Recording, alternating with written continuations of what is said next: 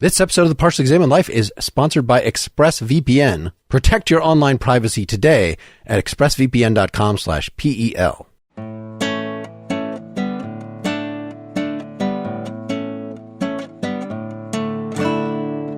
You're listening to The Partially Examined Life, a podcast by some guys who were at one point set on doing philosophy for a living, but then thought better of it. Our question for episode 318 is something like, how can art make people more ethical?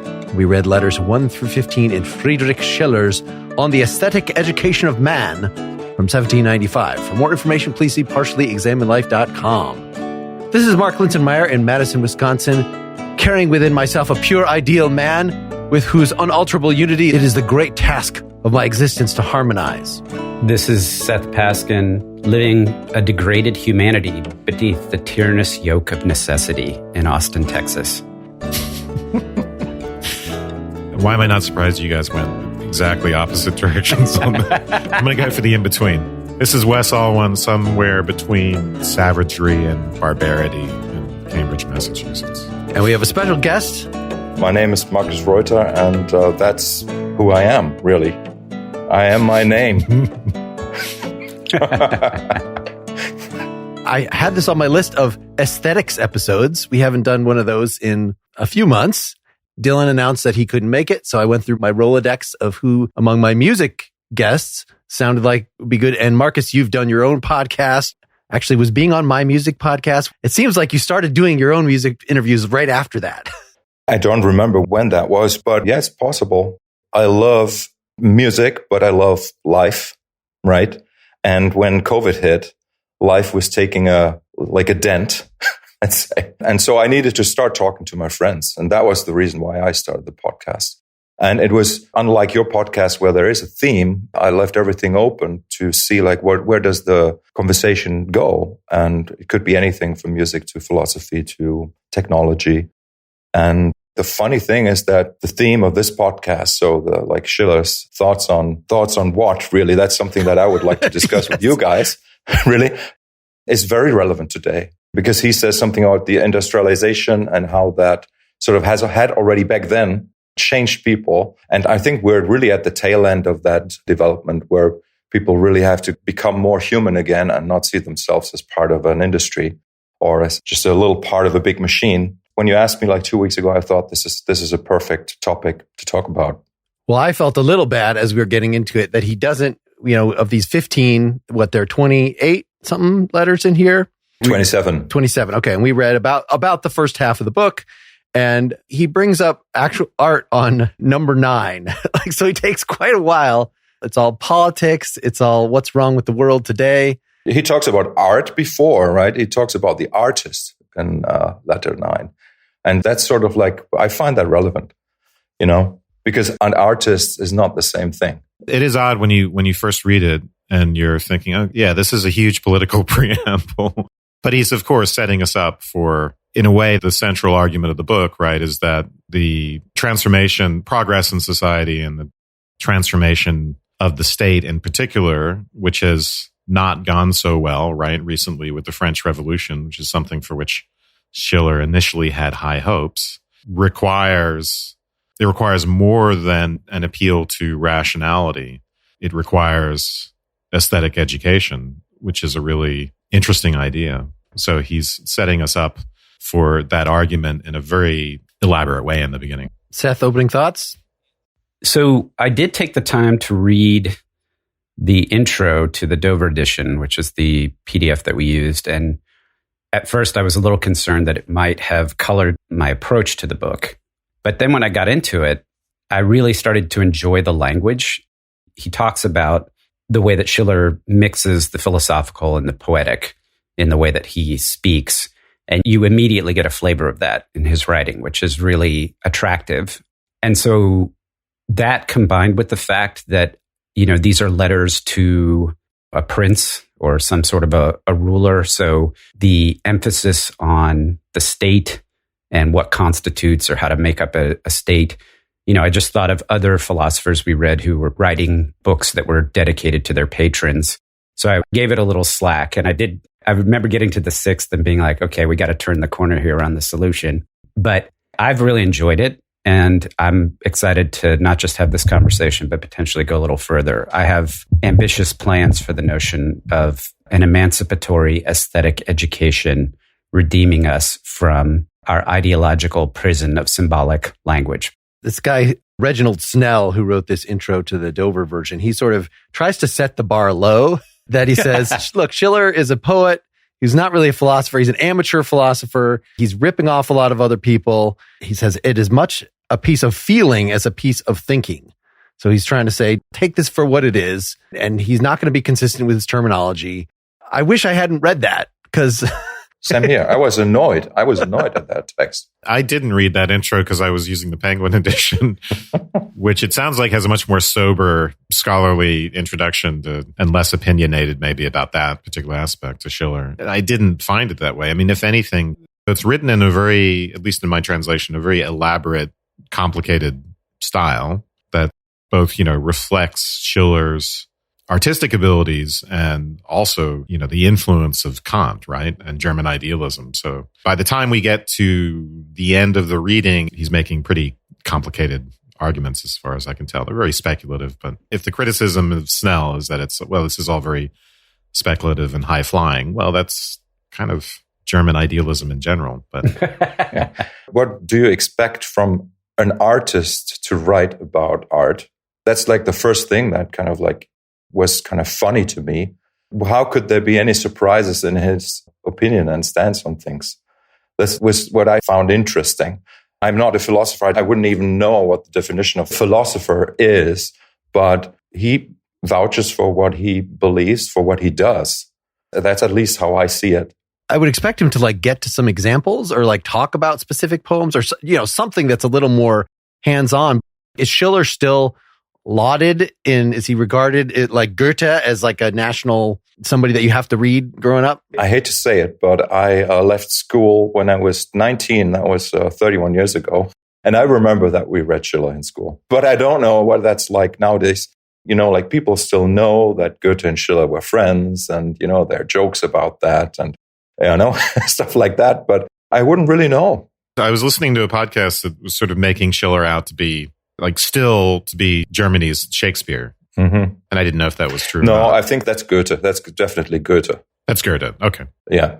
I did read the English text, I have to say, but I looked a little bit at the German version, and it looked to me as if he was trying to be less poetic than he would be in his role as a writer, as a poet, which makes sense. That may also be the reason why the term artist first comes up in the 9th letter. He's not calling things art. He's using the word aesthetic. And also, did you guys find a definition of what he really means by that? What is aesthetic for him? Well, I think that's kind of the puzzle that he, at the end of our reading, is starting to unravel, because the overall story here is based on the French Revolution. We're making this transition, and I should remind folks, we have an episode on Immanuel Kant's What is Enlightenment essay, which was right around this same time. And so that was part of a public debate about, it seems like everybody deserves rights, but can they handle it? From the French Revolution, it seems like the masses, even though you're absolutely right in demanding their rights and demanding not being oppressed and having a government run by force, the government should instead be run by reason and by popular acclaim. But yet there's worry in Germany, at least, as to whether that is really a feasible thing. And so that is what Schiller is talking about, that he's like, on the one hand, the people, the masses are just still kind of like Hobbes was describing back, why do we have society in the first place? Because without government, without force, life is nasty, brutish, and short. Everybody's just a savage. But on the one hand, these upper class, like the French nobles that were being overthrown, it's not like they're, have become philosopher kings.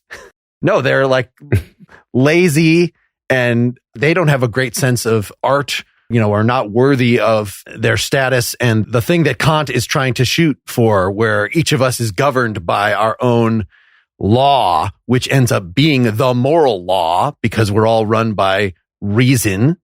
And so that's what the ideal democracy would be, is everybody gets enlightened in this way. So we've got this rift between the savages and the barbarians. It seems like I think the Philistines would be better, but yeah. So speaking of Kant, I just want to back up to Marcus's question of the definition of the aesthetic, just to mention that Schiller is pivoting off of Kant's definition of the aesthetic, and this has roots in previous thinkers, some of which we've gone over. Who was that? Shaftesbury and Hutchinson. But anyway, the idea is that the aesthetic involves a disinterested grasp of certain objects, right? Disinterest in the sense, not uninterested, as Mark pointed out recently.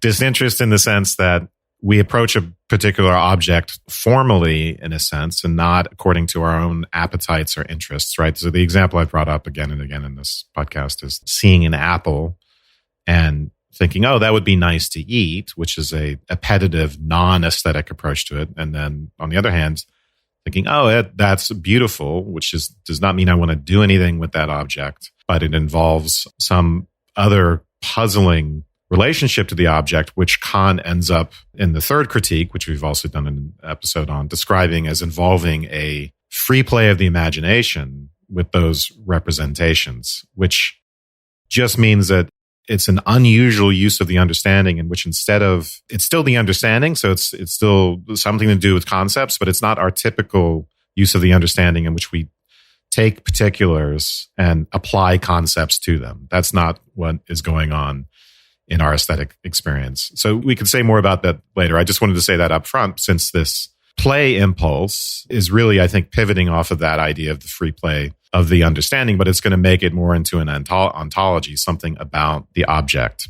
That's going to be important because it's one of the things that I struggled with in just the part that we read here is what you said, Wes, about not taking the object as a particular and trying to subsume it under a universal concept, also not treat it instrumentally, as you said, like you want to eat it, those two things, which are related in some sense. And ultimately, if you think about the connection between the instrumental use of something versus this notion of a free play is how you're going to get ultimately to some notion of being, end versus means. And that's part of the role that this plays here, that he's wanting to adopt. But Mark, you were introducing us to the political aspect of this, the two extremes, savagery and barbarianism, which will correspond, right? He's really ultimately, through this whole thing, talking about the two sides of human nature, right? The sensuous and the feeling, and the corresponding to Kant's two faculties, sensation/intuition, and then reason/understanding. So, and either of these sides can get over accentuated, and that's part of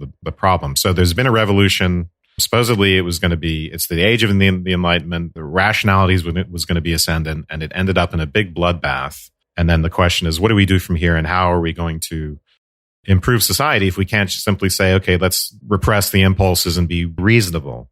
That apparently does not work. You guys are using words that I'm not super familiar with. You need to know that, right? But anyway, I'm kind of like human beings, right?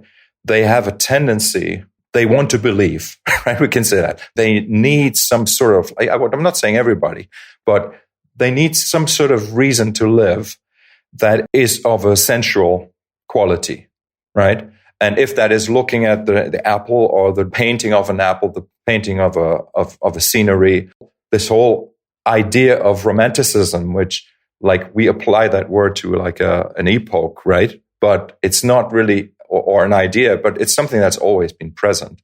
And as far as I understand it, the industrialization led to this possibility that the romantic view is not necessary to survive. You could just go into a factory, you could work in a mine, and you would do that every day for 40 years. You would get the money from the same person. You could live without having anything that sort of speaks to the heart. That's not human. That's what I think is really the core point here, that in order to have some sort of interest even in supporting the idea of the state, is that there needs to be some sort of happiness, some sort of satisfaction. And without that satisfaction, we are savages. I agree. Be like animals, which we are. I'm not saying, but there's something human. There's something beyond what animals would do. That is sort of what Schiller is kind of pointing out. Obviously, in the historic context, this sort of makes sense. But from my perspective, nowadays, he's just stating the obvious. I mean, I think we should talk a little more about this, because savages are kind of easy to understand, but the barbarians, I like Philistines. Is it Philistine or Philistine?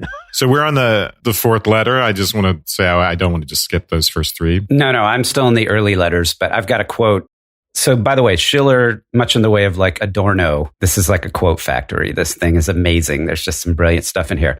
But to tie what Mark is talking about to what Marcus brought up, the two ways you can go wrong is to be too extreme on the feeling sensual side, where you're not incorporating reason and you're animalistic. And that's the bloody French Revolution aspect of it, right? In the state context.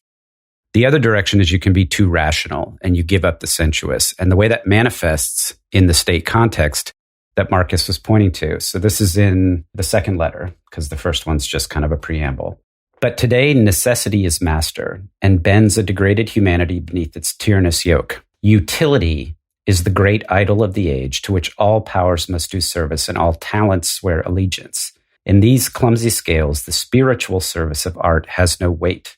Deprived of all encouragement, she flees from the noisy mart of our century. And there are multiple quotes later on that kind of reinforce and broaden this, but Schiller's basically saying the over-indexing towards reason has created this, he uses the term business later on, but it's essentially a market economy or a commercial kind of structure to the state where if you're the watchmaker, we need you to make watches. I don't need you to make music. I don't need you to write books. I need you to just make watches. And it becomes who you are. And then it defines what the scope of your possibilities are. And that's a degradation of your humanity, because the point in Schiller's is that we should all have I'm not sure if he thinks all of us, but at least the notion of what constitutes a fulfilling human existence is much richer and more round than that. And it includes aesthetic appreciation, the ability to access the beautiful and to live a life according to that and not just be stuck in your instrumental utilitarian role. This is one of the things that sort of foreshadows, right? There's a lot of things in here that foreshadow Nietzsche. Focus on the aesthetic. Yeah. This being anti-utilitarianism. But of course, this is a particular type of rationality, right? This Kant was opposed to Kant's deontology, stands in opposition to utility as well. And what the second letter is trying to do, it's just trying to justify why even talk about art anyway, right? We have much more urgent political problems, and it's not even the fashion of the times. It's just not to value art in this type of way. Really, a philosopher might argue that aren't morality and political liberty more urgent, essentially? But the whole point of this is he's going to argue that the aesthetic education and the aesthetic in general are essential to morality and political liberty.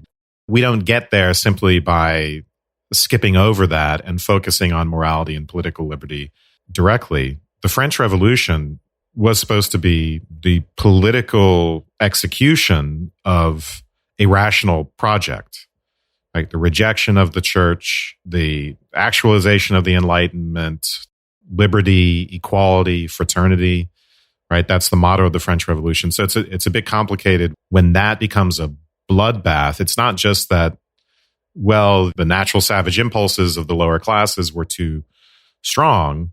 It's that rationality had become too disconnected from feeling. And that lack of unity, that dividedness, meant that even in this very rational project could be undermined by this eruption of the suppressed natural and the instinctual. And this is another way in which Schiller is like Nietzsche. He's a sort of advocate, a legal representative of the instinctual, and wants to reject the idea that we can become moral ourselves, order our own lives, or order the state by simply saying, okay, we're going to just create these laws of conduct that will keep the instinctual under wraps. We've had a couple episodes related to totalitarianism where it is rationality that ends up being, you could say it's an incomplete rationality, it's a shallow rationality, but it ends up being the destructive factor, because if you just say, this is how the society should be structured, then anything that doesn't fit into those boxes, well, you just kill it. If you actually have feeling, if you actually have a human being, looking at this system, whether it be a governmental system or, Marcus, you were referring to the economic system, you can't just focus on the form of society we're shooting for and squeeze all the square pegs into the round holes to make that happen. Yeah, what is at a psychological level, right, repression of the instinctual or the essential or whatever, becomes oppression and even mass murder at the political level, right? You have to keep the bad apples down. Before we dive into the text, we're going to disappear into the text once we do this. So I've been putting off a little quotation, but can we at least outline, insofar as we get it this far into the book, what the actual solution is? So, I mean, we said art is supposed to make you feel. It's supposed to keep you from doing these dangerous things that we were just talking about. It's also supposed to have an elevating quality so that it will, refine the savage. It's cutting somehow between. Toward the end of our reading, he, though, comes up against, these are very reminiscent of the two strands in Plato about art. So on the one hand, art is ennobling, right? I'm looking for the perfect version of this song, of this painting. I'm painting a picture of a bear. Well, I'm not just painting the bear as I see it. I'm painting the ideal bear or something like that. And so this is supposed to ennoble all of us. But on the other hand, in the Republic, Plato says, well, art is very destructive. And you can think about how it seems most of these ethical philosophers who write about art, Adorno, you mentioned, Seth, would be against the kids today.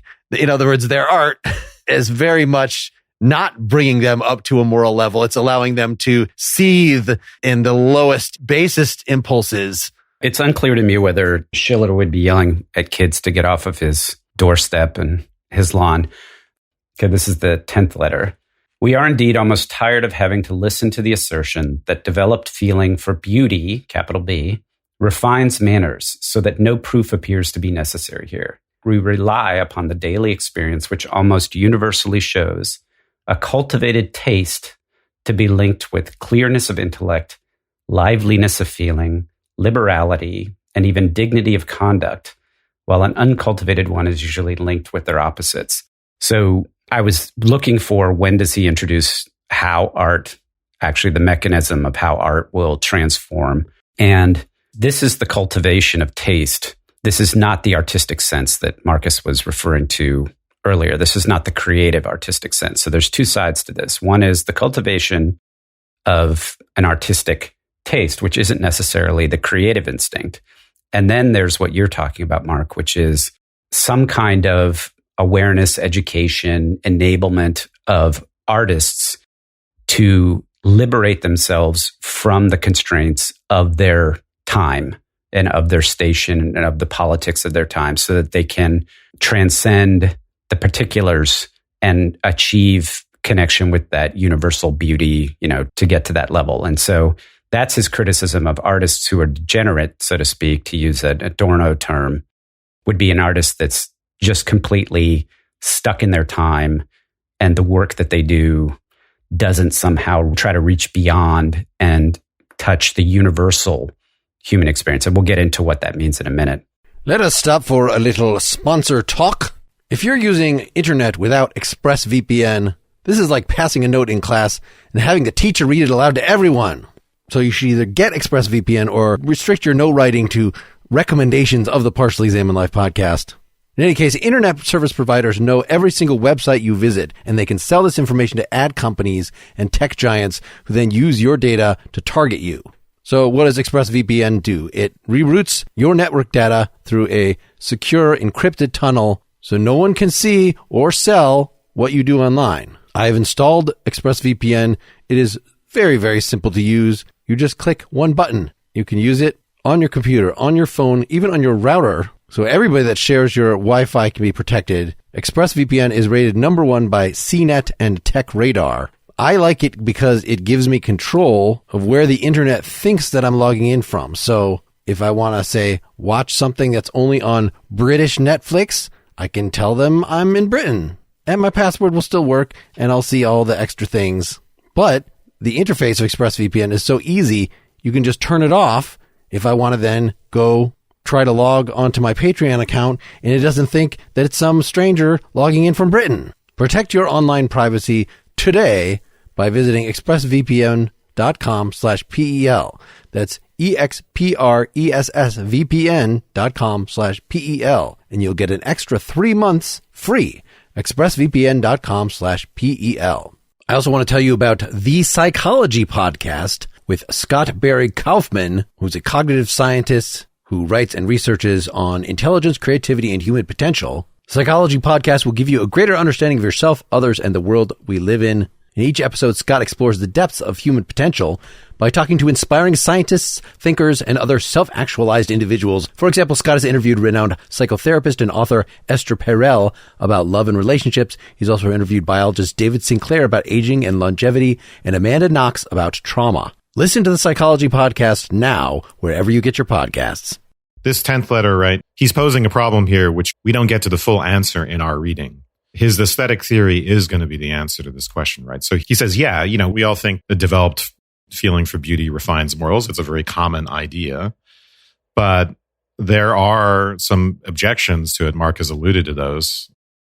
One of the objections, well, first he'll say, I'm not just talking about people with no artistic talent who envy artists. I'm talking about people who have some real arguments, and then some of this is reminiscent of Plato, right? Art can be used to captivate people to serve the ends of error, serve the ends of injustice. You could look at societies which in a way seem debased and corrupted by the focus on the arts, like Romans, quote unquote, emasculated through Oriental luxury. So the idea that he wants to counter is that beauty can be kind of enervating, to use the word that's used in my translation.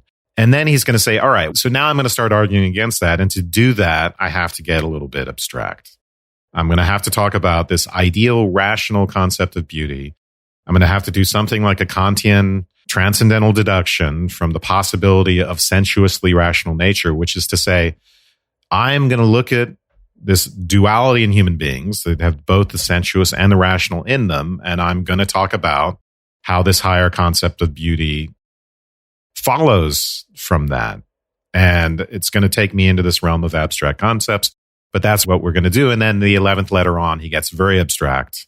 And by the time we get to the end of our reading, we don't really know yet how this is going to solve the political problem. We do get, right, an introduction to the play drive or the playful impulse, but it's the beginning. I think we got enough, so I wanted to have a reaction to. So I wanted to get something from Markus before we get too far into this. As someone who does music for a lot of your time, how this struck you that if you just approach somebody and say, oh yeah, music education, that's good, and you're arguing for that. Well, you're arguing for any kind of music, just like you want them to be distracted, as you were saying, like don't just focus on the skills you need for your job. It's like an argument for general liberal arts education. You got to be a well-rounded person. You got to cultivate your feeling and stuff. But then the way Schiller drives it is because I feel like he wants to say that there's actually a lot of bad art that hurts people, that what real beauty is has to be in some ways non-empirical, right? It's not just like the things that people call beautiful. It's like this platonic beauty that somehow reason itself teaches us that there must be this beauty, even if we've never encountered it. It's like some argument for God or something. Markus, as a practicing artist, what did you make of all this? First of all, I don't see anything really that he says about good or bad when it comes to aesthetics, right?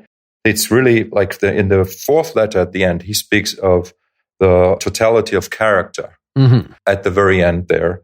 And I find that is sort of like he already alludes to the solution that he's pointing to.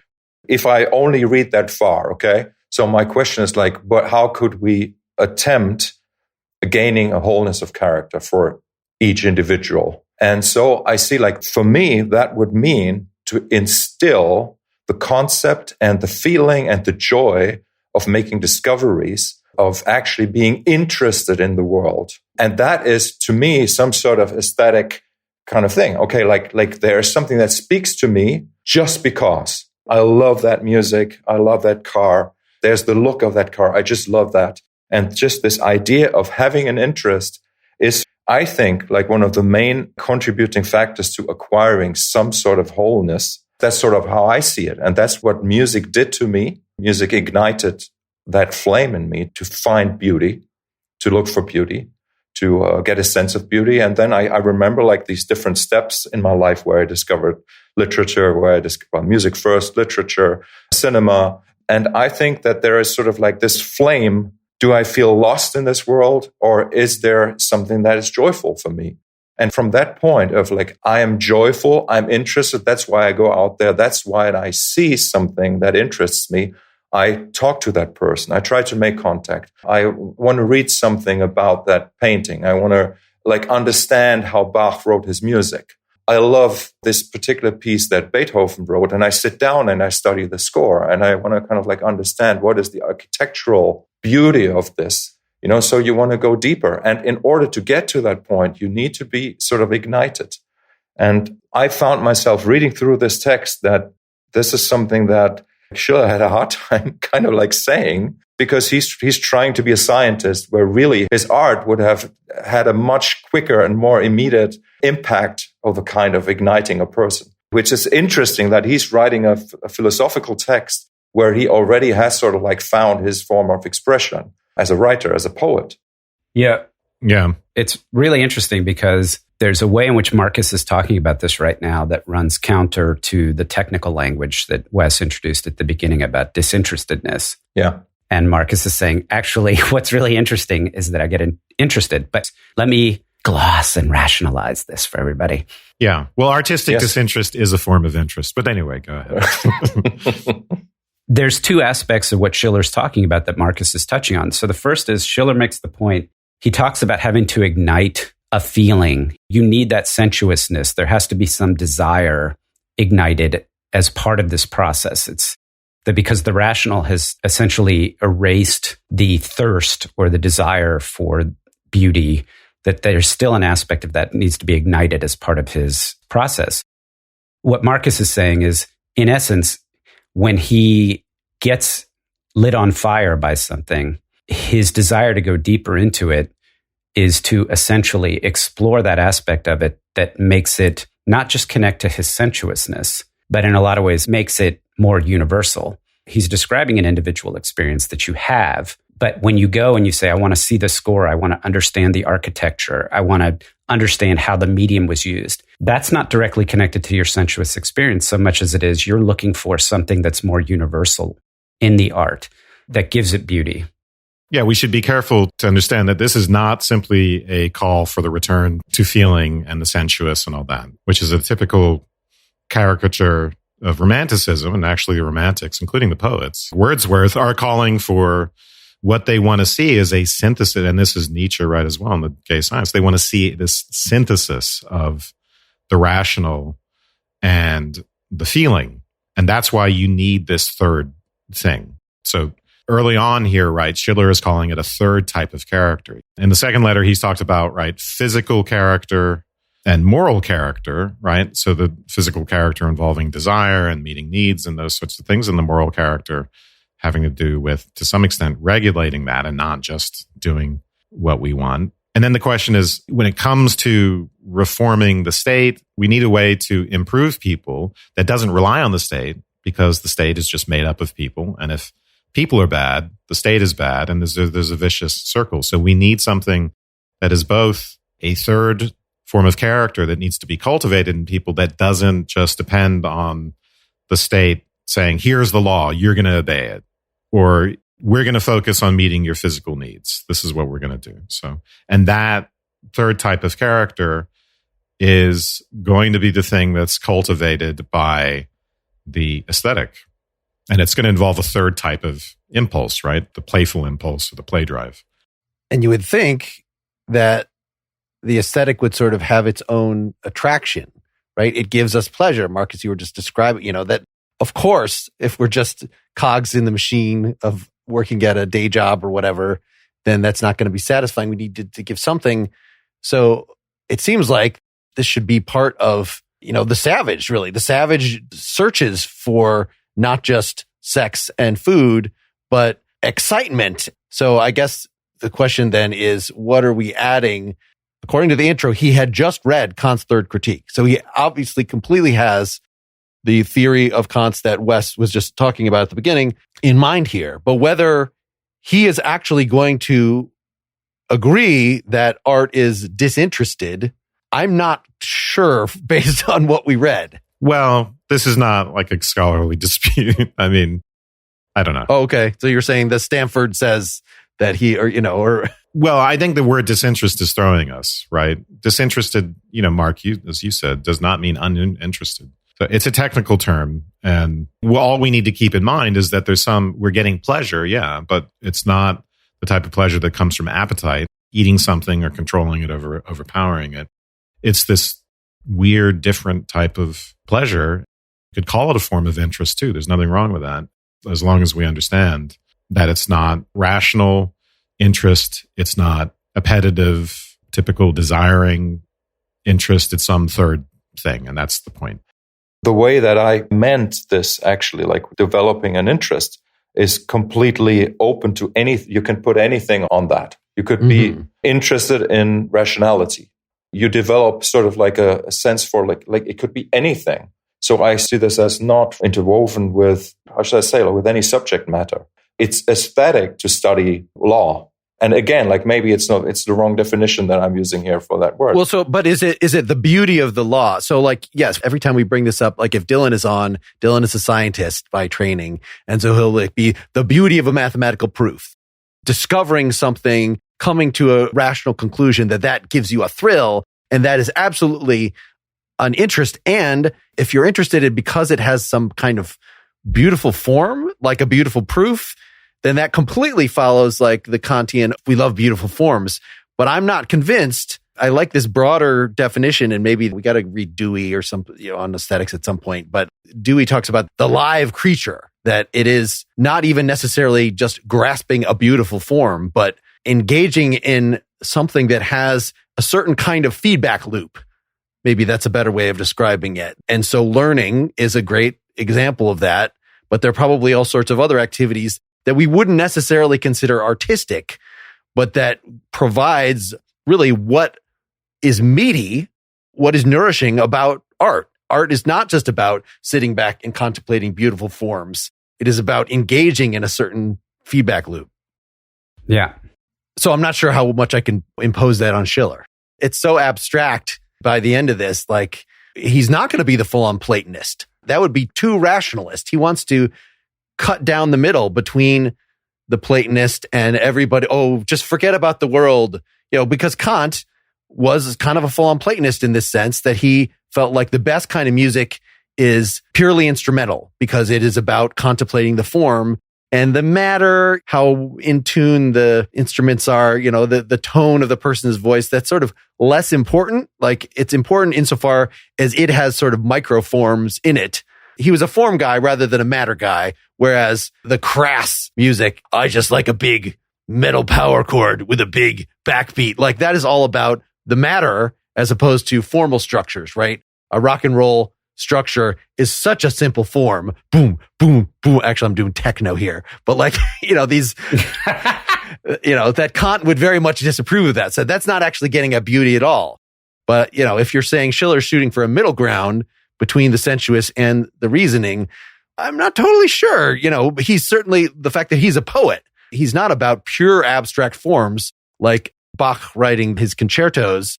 Once you bring language into it, you inevitably are bringing in stuff that's related to our moral interests, just the things that I think Kant would rule out. I gave a description of how this is set up, which is the first one is I want to talk about art. I'm going to do it with Kantian principles. That's speculative. Now I'm going to have to tell you why in the second letter I'm not just immediately focusing on these more urgent political problems. I'm going to respond to that. Then we talked about, utility being the idol of the age and all that. And he'll say in the end of that letter, he thinks that the aesthetic is far less alien to the needs of the age than to its taste, right? The taste of the age is less interested in the aesthetic, but in fact, we need this. For it is by way of beauty that one approaches liberty. And then that sets us up for this third letter in which we talk about this third form of character, which is meant to be the thing that's going to allow us to get beyond the vicious circle of needing a good state in order to reform people, but needing to reform people in order to get a good state, right? The aesthetic is supposedly going to solve this deep political problem of how progress is even possible.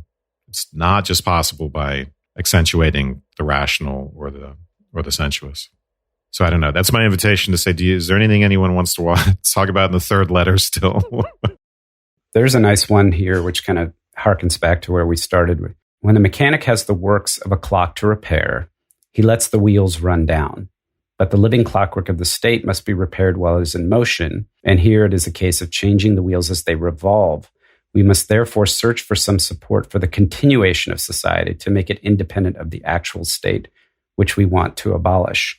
I thought that was interesting because it speaks to what I think is a really central, and you could say this about the individual as well. If you're trying to reform your life or you're trying to change who you are or overcome, you can't just stop, tear yourself down, become somebody else overnight. There's the aspect of a kind of reformation and an exposure and an education. And it gets to the notion of practice, which I think is going to tie, I'm assuming later on, to you don't come to the whole idea that you would have an epiphany and suddenly you'd be a completely different person. It's just the same way you can't assume that the state would somehow undergo some kind of an experience and it would radically change. So the program is going to have a very detailed, and it's going to require a very intentional approach, I think. He gets a little bit into what sounds like state of nature and contract theory. He's talking about the natural state and the way in which it stands in... The natural state with a capital S, right? That confuses me at first. Right. The state as in, we're talking about the nation state. It doesn't sound so nasty, brutish, and short, right? He'll say it's consistent with the quote-unquote material purposes of physical man. And it has something to do with just focusing on meeting our needs in a practical way, right? Meeting our material needs. And then there's probably a Hobbesian element, because what it's opposed to is the moral state or the rational state. And that's the state in which we're following laws and we're focused on making our conduct moral rather than focusing on mere survival. And Schiller's point is that when we do that, we're thinking about an ideal society, right? We're thinking about this ideally moral society and how we're going to get there. But doing that is risky, because the focus on morality comes at the cost of the focus on material needs. And that can be entirely self-defeating. So we need to think about how we're going to undertake that transformation in a way that isn't completely self-destructive. So I think there's some thoughts here about revolution. I don't know that he's identifying existing states with natural states. That's a little unclear to me. But they seem to be more like a spectrum, and they're more natural than not, right? And we're on the way to the perfectly ideal moral or rational state. We may not be in a state of nature, but the state is more natural than not. What he says here is this natural state, as we may call every political body or organization, is ultimately based on force and not on laws. I don't know what that means. Primordially, it's people conquering each other, and that's how we get a government. Even the practice of coming up with the idea of contract theory, I think he says is progress, because we find ourselves just in a state, somebody has conquered us and we're being ruled. But then when we sort of think about our interests as philosophers and we come up, hey, it's actually in my interest not to be in the state of nature where everybody be killing each other all the time. I guess I actually do assent. It is in my interest to be ruled in this way. Maybe now that I realize that, I want to tweak things. I want to make it a Lockean contract. I want to be able to get rid of really bad kings. We're still in the same state, but we've gone a little direction just by doing the philosophy. Right. So there's state of nature where it's all about force, individuals imposing their wills on others by force for the sake of their own needs. And then when we get to early states, Mark, as you pointed out, this is about, it's a rule by force in the sense of you have a sovereign who imposes his will on the people by force. And what you're working towards is a republic in which the will of the people, this is Schiller's very Rousseauian in the sense, gets expressed in the actions of the state, and the laws are a function of the will of the people. There's actual representation in this sense. And so, at the point in history where Schiller is writing, it's ambiguous. And again, the French Revolution was supposed to produce a republic, but it didn't get there. It ended up, and ultimately, after Schiller wrote this, we ended up with Napoleon, right? We end up with the terror, which Schiller has already witnessed, and ultimately it'll end up again with a monarchy. So monarchy is more of an expression of this quote unquote natural state that rules by force. And the republic is closer to the moral or the rational state.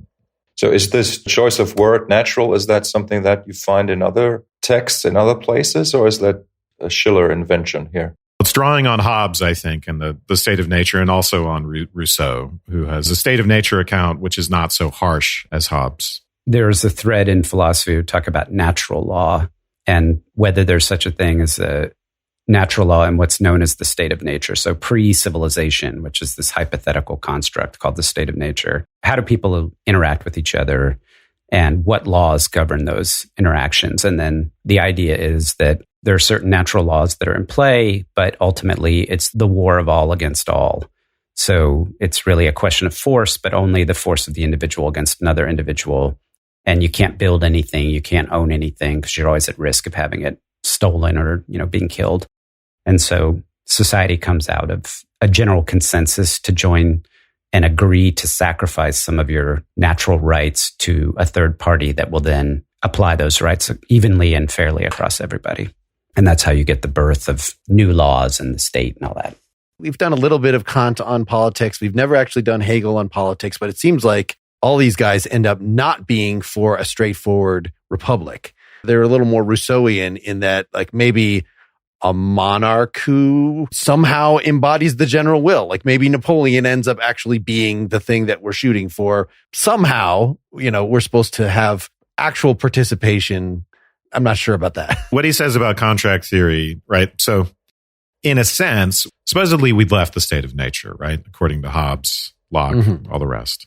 Those writers go into this hypothetical social contract that we've made. State of nature sucks, so we make an agreement, have a sovereign, have laws, all that stuff. Schiller is careful to point out, well, that never happened, right? That's just a nice theoretical account. And it's a theoretical account that's meant to provide us with an ideal, but that ideal has never really fully been satisfied. We're on the way to that, in a sense. But the contract is actually not really fully established. And that's why I think he can call the current state that's not ideal as, in a sense, a natural state. There may be more representation, right? Legislative bodies are more powerful and the power of the monarch has been offset and blah, blah, blah. But really, this is still about the imposition of the will of a sovereign on a society by force and on a society that doesn't have any say in it. And that's the way, of course, France was before the French Revolution. And unfortunately, the revolution didn't solve that problem. Well, this seems like a good point to take a break and wrap up part one here. Folks who are PEL supporters can get part two already in your feed. If not, go to partiallyexaminedlife.com/support and get that, or just wait till next week. Thanks.